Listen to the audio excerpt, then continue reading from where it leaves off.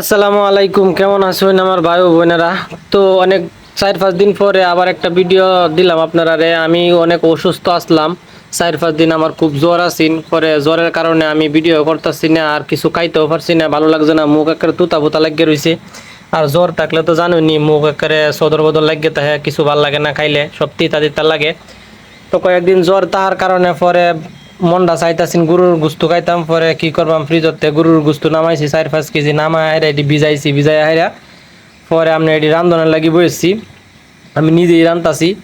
পরে হয়েছে আপনার আদা রসুন বাটা পেঁয়াজ সব কিছু একসাথে ব্লেন্ডার করছি, কইরা হাইরা হলুদ মরিচ লবণ, তারপরে হয়েছে আপনার দারচিনি এলাচি যা আছে আর কি গুস্তের মধ্যে যা লাগে, যতদিনে হুরাপ দেয়া আছে আমি সব কিছু দিছি।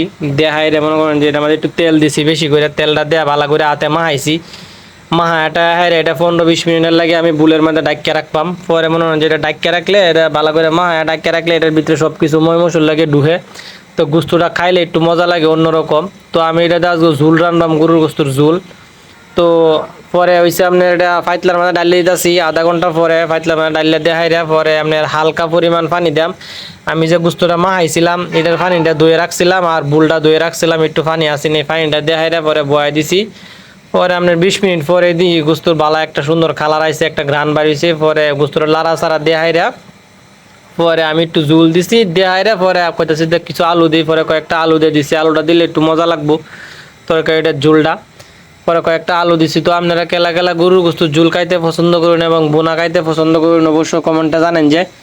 আর আমার গরুর গোস্তুর ঝোলটাই ভালো লাগে বেশি বোনাটার থেকে, বোনাটা কেমন জানি লাগে আমার কাছে, বেশি একটা ভালো লাগে না।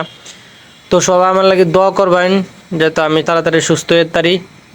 তো সবাই ভালো থাকবেন, সুস্থ থাকবেন, আর কমেন্টে জানাবেন আমার গরুর গোস্তুর ঝোলটা কেমন হয়েছে। তো আজকের ভিডিওটা এই পর্যন্ত।